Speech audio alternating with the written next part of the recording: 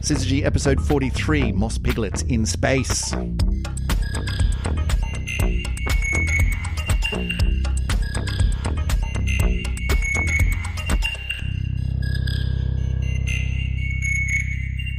And welcome back for another edition of the Syzygy podcast. It's been a while. My name's Chris Stewart. Sitting opposite me, Emily Brunston. Emily, it's been like months. Who are you? I don't even know. I have absolutely no idea. I've been away. You've been away.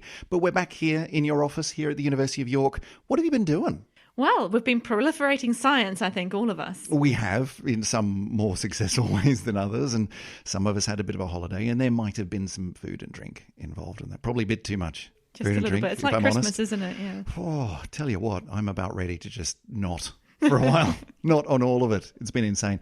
I have been down in Australia for the best part of 3 months, which was really nice. Got to say, Australian winter, particularly if you're anywhere north of sort of like down around Melbourne, it can get a bit chilly. Hobart, definitely. But if you're up in Queensland, where I spend quite a lot of the time, like middle of winter, and my family and I are doing surfing lessons on the beach, glorious sunshine. Like, this is winter. You're killing us all. It was fabulous. Absolutely fabulous. And then all the food and drink happened, and I got fat and sick, and it was time to come home. So that's what I've been doing. Well, it turns out we did actually have a summer over here in the UK as well. Yes, I heard. Heat wave. It was really rather nice.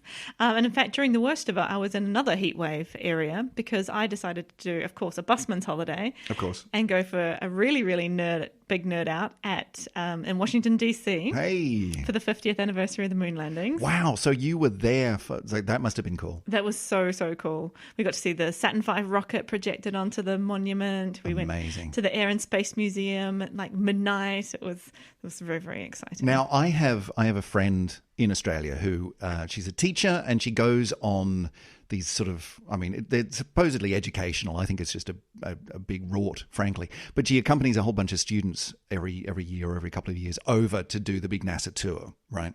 And she said that when she's gone to do the big NASA tour thing, she always comes back with this sense of USA, USA, you know, that it really does switch you on to, wow, America really is awesome, isn't it, that they can do this stuff. Whereas normally you might be thinking a bit sort of, not quite so sure how I feel about America in many ways, but you come back from this with a big number one USA.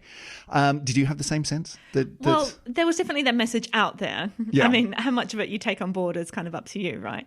But yeah, they were very positive about not only, of course, the history and all the wonderful things that happened in 1969, but also looking to the future with the new Artemis missions and, you know, being very positive about all the cool new things that NASA's going to do. So that was nice. Yeah, I mean, as we have discussed in a previous episode of this podcast, you know, it's not just looking back the previous 50 years, and that's a pretty good 50 years to be looking back on. And what was it, July 20th? Yeah. They landed on the moon back 50 years ago. So huge celebration looking back at the past. But there's also an enormous amount of stuff going on into the future. And we'll be touching on a bit of that, the moon stuff, in this episode. But one thing that I did want to get onto, we've talked movies in the past before, and I just wanted to ask you, Emily, did you see, just indulging in just one final bit of Apollo-related nostalgia, did you see the documentary Apollo 11 when it came out? Of course I did. Of course, because you're a big nerd like me. And guess where I saw it?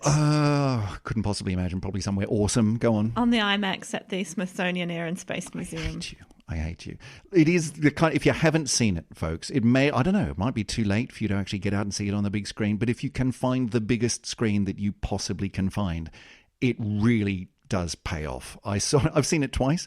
I saw it once on a big screen, not IMAX size, but big.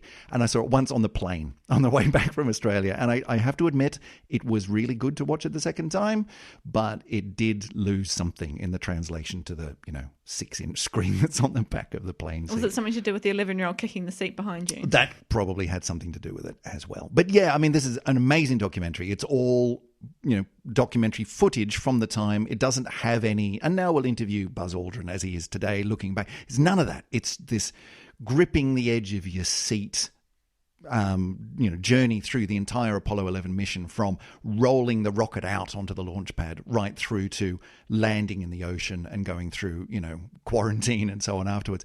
And the entire time, even though you know what happens, you know that the thing lands on the moon and they get back home safely, you're gripping the edge of your seat the whole time going, oh my God, I can't believe they're doing this. It's amazing. So if you haven't seen it, please do yourself a favor and go and see it. So, yeah, the moon. We have a moon story today. Oh, love the moon. It's a cracker. This one involves landing on the moon, or rather crash landing on the moon, and maybe contaminating the moon with some little crawly things. Some people would say colonizing, right? Colonizing. I'm not sure that that's the way we ever intended to do it. Emily, what are we talking about here today? What have we landed on the moon? What have we done? So this is a story that really tickled me about a month ago. So we had this Israeli space mission, right, that was called Bereshit, which fortunately it didn't land on the moon. It smashed full face into the moon in April this year. Yeah, it got really close, I seem to remember. I was reading about it. It was doing very well, and then it just failed to stop. Yeah, basically.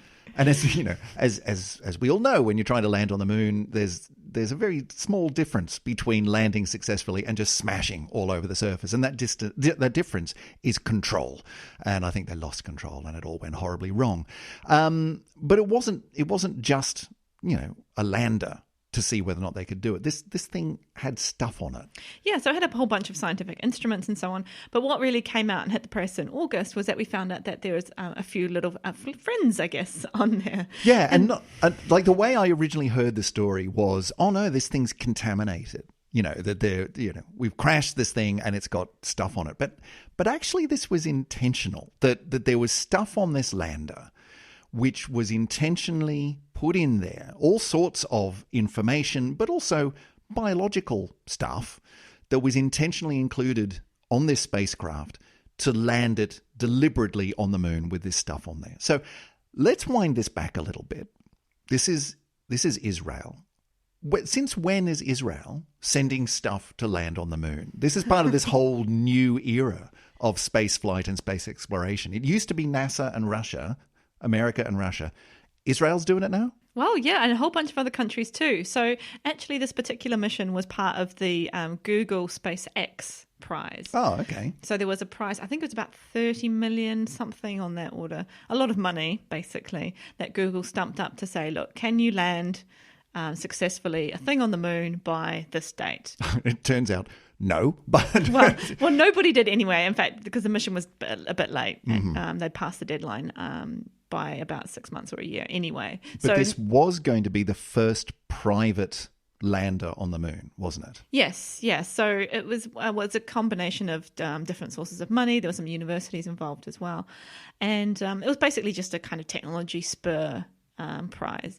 And again, nobody won the prize, although actually Google did give, I think, about $1 million US to the team who ran the Bereshit spacecraft. Well, that's nice of them. They kind of sort of got there in the end. Consolation prize. I mean, we did land on the moon, to be fair. Yeah, we did get there, just not just exactly the way in a lot of pieces, right? Yeah, exactly. You didn't define how you wanted us to do this. Yeah. Anyway, so that is what kind of spurred this mission, and it was, this is a really low budget mission, and it's just proving that we're now at the point where we can push technology and push not only the engineering but science and all the mission control that you have to put behind one of these missions into being, kind of like the CubeSat revolution in a way, where more smaller and smaller groups of people can do this kind of stuff. Yeah, I mean, getting stuff into space now is, I hesitate to use the word trivial. It's not trivial. Launching something filled with fuel off a launch pad up into space is still a hard thing to do, but it's not nearly as hard as it used to be. And getting stuff into orbit is now pretty easy. Getting to the moon is definitely harder, but the fact that this could be done and get to within a very small, I don't know what happened, a very small error of landing on the moon with a bunch of stuff on board, it could very easily have gone well and have actually succeeded. And the fact that we're there is staggering. Yeah. So, I mean, it is a big success in its own way as well. Sure. Do we know what actually happened? Do we know what went wrong? I mean, they do, presumably. Do we? Sort of. I think there's some motor sort of just decided to not happen anymore. Some rockets didn't fire, and then, Sticky and was met. Yeah. Well, I mean, I was talking to, just going to drop this one here, Clang, talking to a NASA flight director a little while ago by the name of Matt Abbott down in Sydney, who was down there for the big 50th anniversary celebrations. And he was talking about how, down at Mission Control in NASA, it's relatively easy to do stuff with the International Space Station because they're just there. If stuff goes wrong, you can just send up a spacecraft to dock with it and help out. And you can do that pretty quickly, and you can communicate with it pretty easily. The moon is much harder because it's a really long way away, as we've discussed before. Yeah. And so getting something to the moon is hard. Landing it on the moon is really hard. And if something goes wrong, too bad. There's not really much you can do. Anyway, so that's what happened. That's what happened. Why did it take so many months for this news story to then... Well, I think it was I don't think it was really deliberately hidden, but as part of the mission, a group called the Arch Mission Foundation had kind of a little bit of a time capsule, I guess is one way to look at it. They included on the spacecraft a bit of a kind of a record of human history. Now, who are these people? This is an American foundation, I think? So they're basically just interested in sort of taking a snapshot of what humanity is, what life on Earth is like, and kind of making a preservation of that. Because, the world is looking a little bit bleak at times, and maybe we won't be around forever. Let's not go there, but yes, I know what you're talking about. So, let's make kind of a copy of kind of a "we were here" stamp and put it somewhere which might survive if the Earth doesn't. Yeah, no, they're quite keen, this foundation. What do they call the Arch Mission Foundation? Right. They're quite keen on sort of spreading these time capsules or these, cross-sectional slices through the human condition out through our local area of space. They have form in this regard. They've already got one out there, haven't they? They've got one in the glove compartment of that Tesla. Yes. That went up. When was that? Was that last year? It was 2 years ago, I think. Was it? Whenever it was. In the glove compartment of Elon Musk's red Tesla, which is winging its way out towards Mars somewhere. There is one of their little archival document items carrying all sorts of information out there into the void. So they've already done this once. Yeah. And this one, they wanted to land on the moon. Yeah, just to leave on the moon is kind of a "we were here" record. So, I mean, the first thing you sort of think about if you're going to make a preservation of all human knowledge is to basically print out Wikipedia. Right. Which is actually what they did. For better or worse. So they, good, right. They printed out Wikipedia basically on a very, very, very, very tiny scale. That's quite a lot. I mean... Something like 30 million pages. Wow. Yeah. And I mean, think about that. That's going to have all the information about, like, huge amount of history and all of our encyclopedic information, but it's also got, like, the Kardashians are in there and would have a frightening amount of prominence because they're very famous. There'd be a lot of stuff on there about Kardashian-level humanity. Is that... Like, are we okay with that? We don't really have a choice. But No. It's all out there. I'm hoping there was more from the information side, more than just Wikipedia. Don't get me wrong, I'm a big fan. Yeah. I do love Wikipedia, but good to have a good wiki. Yeah. So they did do that, and then to kind of back up, have you heard of the seed collection at Kew Gardens that they're creating? Yep. Yeah. So basically making this kind of time capsule of every seed they can possibly find. They're making it, storing it basically, and looking after it in this archive. So it's kind of the same idea, but with DNA. Right. So they've got something like 100 million plant and animal cells that they included as well. So this isn't the genome code. This isn't the sort of C, G's, T's and A's written out. This is the actual cells. This is just a cell, yeah. The actual DNA is up there. Okay, right. Presumably protected well so that it doesn't all sort of get irradiated from space. Yeah, so these are sealed in epoxy resin, basically, which is protected. Jurassic Park style. Well, indeed, yeah.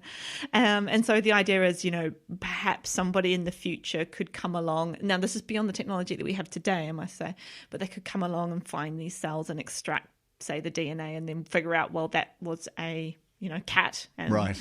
that was a whale. But Yeah.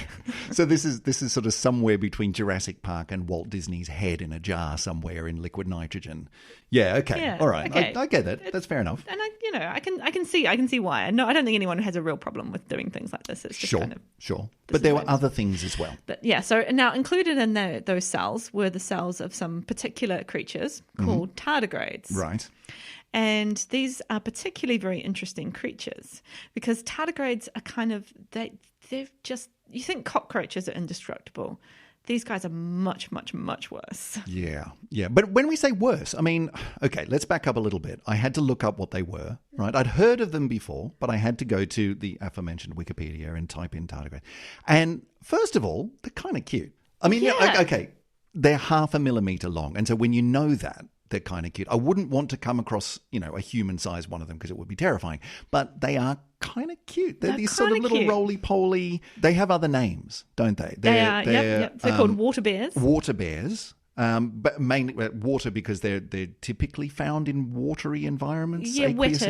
environments. Yeah. So They don't water really bears. look much like bears. No, I mean that's a bit odd. They have four got pairs of claws. legs with little claws on the end, claws, and a funny sort of sucker teeth-filled mouth on the front, which is actually terrifying if you look at it too closely. But otherwise, they're cute.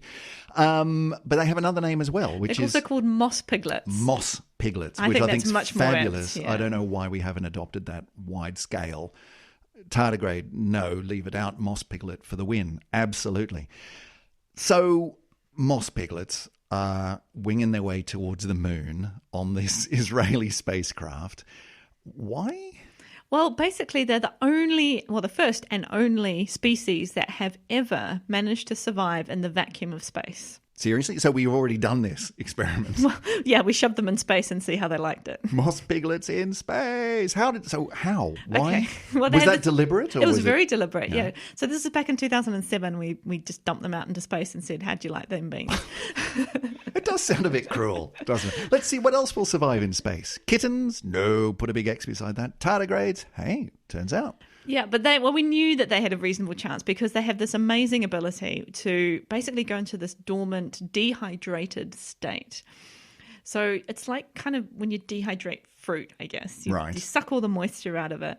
But the tardigrades are able to kind of go into this ultra hibernation state where they're using less than 0.1% of their metabolism. Wow. Okay, so really, really shut down. This Really, isn't just yeah. hibernation. This is we're basically on nothing here. Yeah, this is ultra sleep mode, right? Wow. Wow. I mean, I do know, because having done extensive research on Wikipedia about an hour ago, that they are found in the most extreme range of environments on Earth, right? From the poles through to the equator, from land through to deep sea volcanic ocean vents. The works. You will Yeah. find moss piglets everywhere you look. And turns out space is not much of an issue either. No, they can survive up to 150 degrees Celsius or down to nearly absolute zero. Which, in space, you're going to Yep. get both of those depending on which way you're facing. Exactly. And this is the key one, they can survive a lot of cosmic radiation. Right. That is a big one. Yeah. Because, that's a problem even for us in space. Yeah. Spend too much time up there and all of the... Because our atmosphere, and particularly the Earth's magnetic field, protects us from a lot of this stuff, which is constantly bombarding the Earth from the sun and from space in general. And spending too much time out in space is not good for our health. But the moss piglet is fine with that. Yeah, well, they've been reanimated, if you like, after being out in the extreme radiation, the vacuum, the microgravity of space. Not fine. Okay. So we sent them, the Arch Mission Foundation, sent these little guys within this capsule on the spacecraft to the moon, which then crashed. And presumably that's the thing that caught the world's media attention is, oh my God, did you realize that thing that crashed on the moon was filled with water bears, and now we've contaminated the moon with tardigrades? Is that the story? That's Is that basically the way it's been happening? It's a little bit extreme. So as I say, we had these cells of these organisms trapped in the resin, just like we had humans and cats and goodness knows what else in there as well. But we also in the the Dutch Mission Foundation also put together this tiny little sample. So it's about a little piece of kind of what they call sticky tape, basically, which was about 1 centimetre by 1 centimetre. And they stuck some tardigrades to that. Right. So it's not just the cells. It's not just here's the DNA and the gel around that. Let's whack some actual moss piglet on there, stuck to a piece of tape. Yep. And then they encased that in this kind of what they call a DVD case of lead and some other things. Cool. Okay. And then the idea was basically, well, stick these things on the spacecraft. The spacecraft lands on the moon, does its science, blah, blah, blah.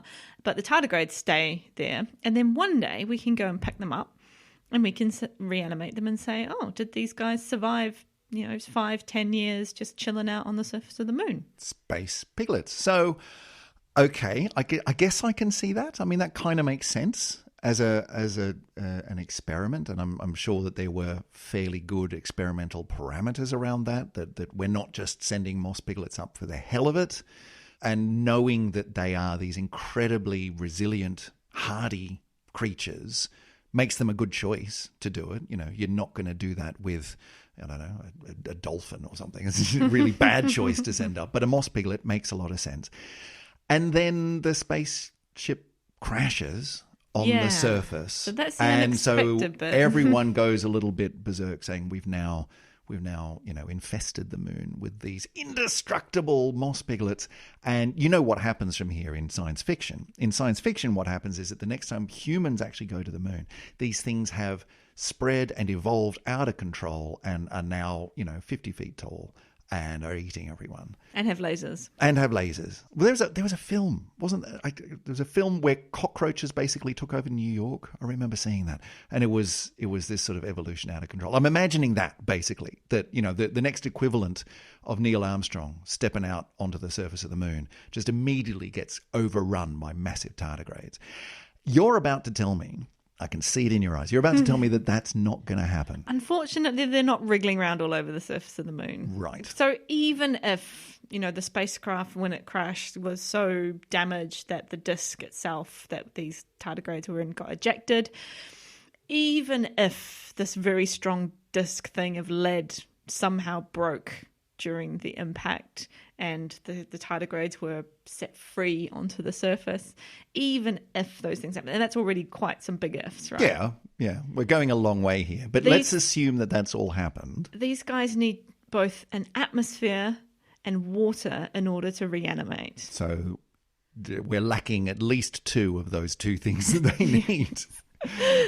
So at the moment, even if they are loose, then they're just dehydrated lumps of tardigrade. Right. So it's not like they would have been, incredibly unlikely to be ejected from the crashed spacecraft and then go, yippee, we're free at last. It's all ours. Everything that we can see, let's go this way. No, they're just, at worst case scenario, they've been flung free of their bit of sticky tape and are now just sort of little lumps. Yeah. So they can't move, they can't reproduce, they can't start inventing new types of lasers to kill us with. So let's just go through this timeline again. This happened in April, right? And then, a bit like the tardigrades, the story lay dormant for a number of months. And then suddenly someone went, hang on, did you realize what was on this thing? Oh my God, we've crash landed on the moon with these biological things which will be crawling around. Are you telling me that maybe this story's been a little bit overblown? Maybe just a little bit. Just a little bit, right. But it does raise some interesting points, right? And it's a sort of, the first reaction is, oh no, we're polluting the moon with organic matter, blah, blah, blah. Sure, that's a worry. Right? And we shouldn't do that. We should worry about that. And I actually went and had a look because I'm a bit of a nerd. And I thought, Not so much that we've noticed, but that's okay. I thought, I wonder what actually are the rules. Right. What are the rules? Well, there probably would be rules. What are rules about taking tardigrades, to just any old place in the solar system? Yeah. Can you do it? Can you not? Okay. So hit me with it. Right, we're going to get into some legalese now. Okay, do it. So we have something called the Outer Space Treaty. Right. And the Outer Space Treaty is most countries signed saying that we're going to only use space for peaceful purposes. You can't go and claim things like a planet or a moon for a nation. You can't do that. You can't put weapons of mass destruction in space. That's not allowed. So, kind of sensible humanity things. All right. We'll see how long that lasts with Trump's Space Force. But anyway, yes. For now. Yeah. And US definitely has signed that treaty. So okay. Yes. So, and then another group called the Committee for Space Research, which is abbreviated to COSPAR, administer one of the articles of that treaty, which is basically about how we look after the scientific virginality of the solar system. Right. How do we not contaminate the rest of the solar system, especially if we're trying to find life? Make sure we don't take it there ourselves and then rediscover ourselves. Yeah, that would be embarrassing if the first life we found in the solar system was actually put there by us accidentally on the last mission that went up there. That would be bad. So you might have heard we sterilize a lot of space equipment. We make sure that we don't try to take as minimal amount as we can. Yeah, you see these amazing pictures of these huge clean rooms where they're constructing the various satellites and mission components and so on. And they're these just, people dressed up in the full sort of hazmat style uniforms. And it's all very, very clean and very, very careful. And that's for that reason, that we don't want to contaminate our space environment. Exactly. And we also are worried about back contamination. Right. So anything that we accidentally bring back to Earth from somewhere out in space that may have not existed on Earth beforehand. Yeah. That was the really cool thing about, again, going back to that Apollo 11 documentary, the very end of it. I don't think I'm giving anything away. They do come back safely. I think, if you're going into see the film and you don't know that, I'm sorry, that is a spoiler. But what I didn't realize was that the astronauts were put into quarantine for something like 2 weeks. To just make sure that they hadn't, picked up something really nasty from the lunar surface and about to pass it on to the rest of humanity. Oops. And we continue that to this day because we've talked about on this podcast before. We go out into space, we pick stuff up and we bring it back again from time to time. Yeah. Yeah. And so like a lot, well, maybe not like a lot of things, but this the protection that COSPAR looks after is a classification scheme where they basically decide, how likely is it that you're going to contaminate the scientific purity of whatever you're trying to do. So they have a scheme from 1 to 5. So category 1 place to go in the solar system, which means you pretty much don't have to take any precautions. It's like, it'll be fine. Right. We're not looking for life there at all. Right. So like Leeds. Well, the sun. Yeah. Well, yeah, okay. Yeah. That's probably a better example. Yeah. Yeah. So if you want to send a mission to the sun, you don't have to really take any precautions at all. Fair enough. It's it's going to be all right. Now the moon is the next category 2, which is interesting. Okay. So the quotation is, there's only a place where there's only remote chance the contamination will compromise investigations. Okay, so walk us through that one. I mean, the moon is important, mainly because it's the closest thing we've got that's not specifically us. It's relatively easy to get to. We have been there. It's the only place that we've walked on, but it's fairly far down the scale of having to worry about too much. So why? It is because we're pretty sure there's nothing there. Right. So, yes, we don't want to kind of colonize it with stuff, but it's also such a hostile environment that nothing's really going to live. Why is it so hostile? I mean, it doesn't have an atmosphere, sure, but there's plenty of places. Like, there must be lots of moons that don't have atmospheres and so on. Why is the moon so hostile? Well, it doesn't have the atmosphere, so it's got the radiation. It doesn't have a magnetic field, so you're not protected from that radiation as well. Right, yeah. And it's not, I mean, it's pretty much dead. There's no volcanic activity, so there's nothing bubbling up from under the surface. During the lunar night, it gets so insanely cold that everything just would freeze, basically. Right. So it's not an easy place to So we're not visit, so concerned. let alone try to live. We're not so concerned. Exactly. So from that point of view, throwing a couple of tardigrades out, we're not really fussed. Well, I guess we wouldn't just want to scatter them willy-nilly all over the surface, but tardigrades for everybody. The mission took fair precautions. Pockets full of them. Just get rid of this stuff. And let's put this into perspective a bit as well. I mean, this is not the first kind of biological material that we've taken or even left on the moon, right? So what else have we? Well, if you cast your mind back to 1969 and in the following 5 years, there's something like 100 kilograms of astronaut waste on the moon. Oh, really?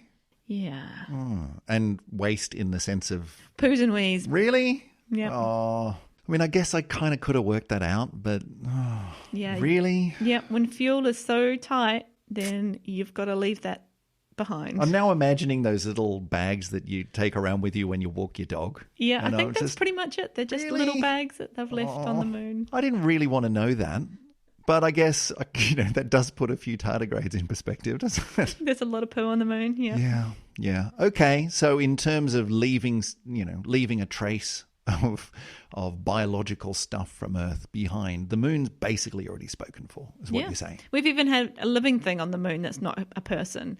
So the Chinese spacecraft that landed in January, they had a plant, or several plants. Oh, that's that they right. grew, Yeah. some little cotton seedlings. They lasted like a couple of days. But were they left there, or did they were sort of grown in this controlled environment inside the spacecraft itself. Right.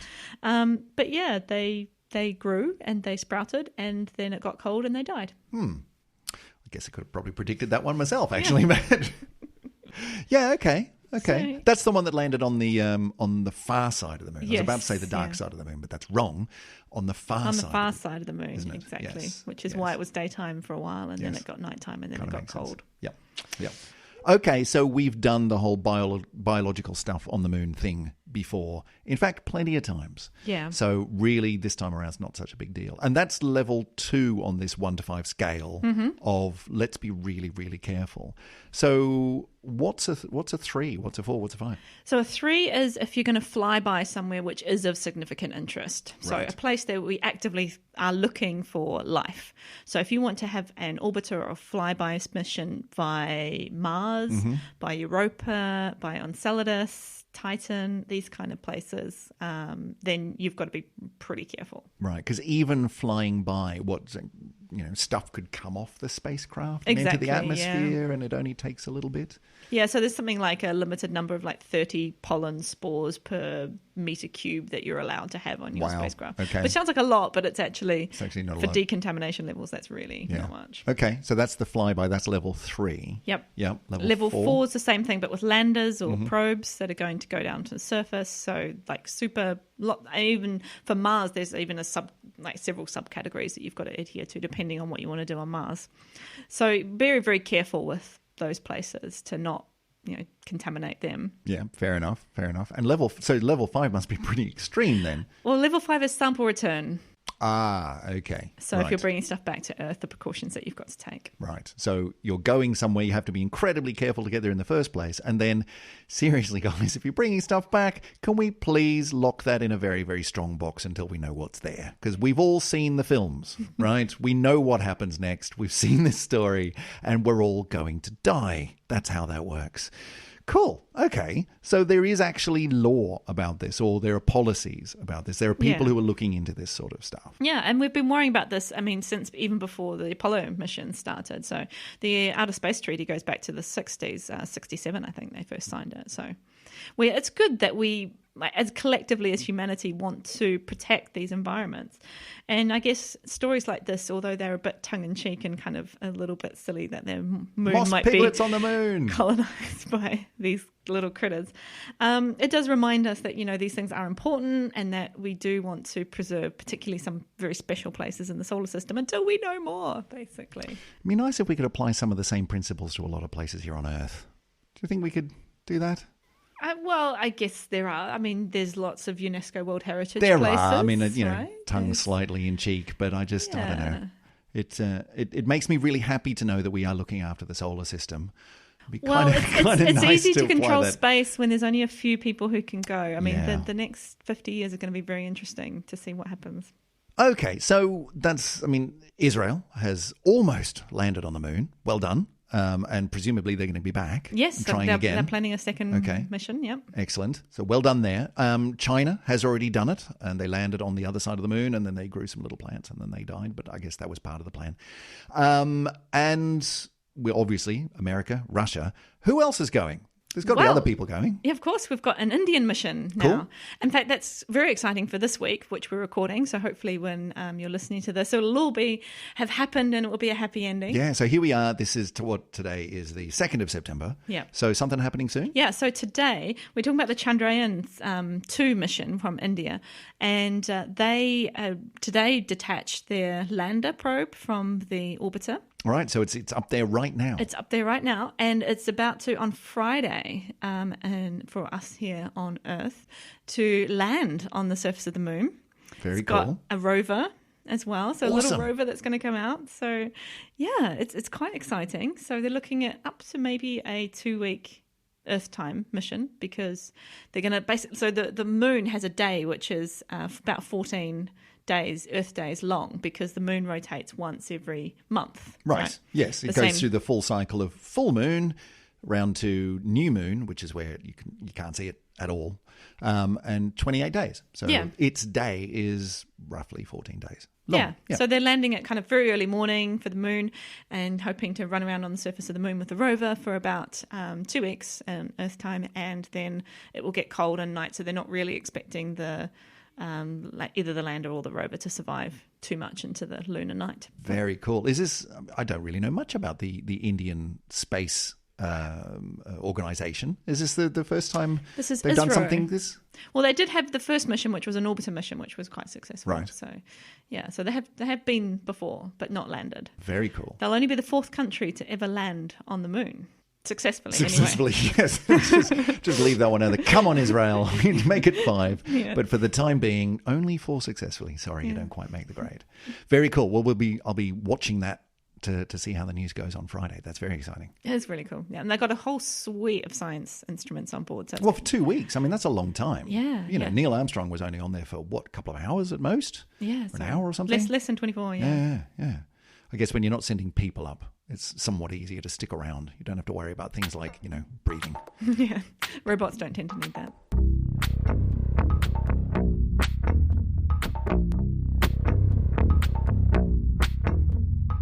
Well, that's it for this Moss Piglet-tastic edition of the Syzygy podcast. It's good to be back. Nice to be back in this seat. I'm very excited. Yeah. I mean, we had to go all the way back to August to get to a story that I was like, at the time I was like, I just really want to record this right now. So I'm really excited to do all the things that have happened since August and all the things that can happen in the next few weeks. Well, yeah, I mean, I guess we've got a little bit of a backlog of stuff that we could probably sift through to find things to talk about. But we never run out of things to talk about on this particular program. And we really hope that you stick around to listen to future episodes. There's all sorts of different ways that you can find out what's going on Syzygy. And one way is through our website, syzygy.fm. You can go and find us there, find all of our past episodes, leave us a comment, send us a question, get in touch and say hi. But Emily, there's so many other ways. What are the other ways that people can get in touch? So, of course, we've got Facebook. Yes. So if you just throw in the SYZYGY into Facebook, then we pop up. I found out you can even message us through Facebook, because one of our wonderful listeners did that the other week, and that was very exciting. Yes, it was very exciting, because we got a little bit of a shout out on the Slate Money podcast. So hello to anyone who's listening to us, having come to us from the world of finance to the world of astronomy. Lovely to have you. We'll try not to get our numbers wrong. That's right. And we probably will, but we'll try not to. And we're at SyzygyPod as well on Twitter. Yes, indeed. In fact, most places out there on the interwebs, if you just throw in at SyzygyPod, you're probably going to find us out there somewhere. Syzygy is a beautiful word. It is. SYZYGY. And listen, one thing that you could do for us, one thing that would really help us out is if you enjoy listening to the show, if you enjoy what you've heard, then give us a review, right? Most podcasts will ask this of you. But the reason that we do it is because it helps us to rise up through the noise and allow other people, other like-minded space nuts like us, to find out about what we do. And the more listeners we get, the happier we all are. But that does bring us to the end of this particular episode. So until next time, for a little bit more space-themed astronomy goodness, it's goodbye from us. See you later, Emily. See you later. Okay, it's good to be back. Bye, everybody.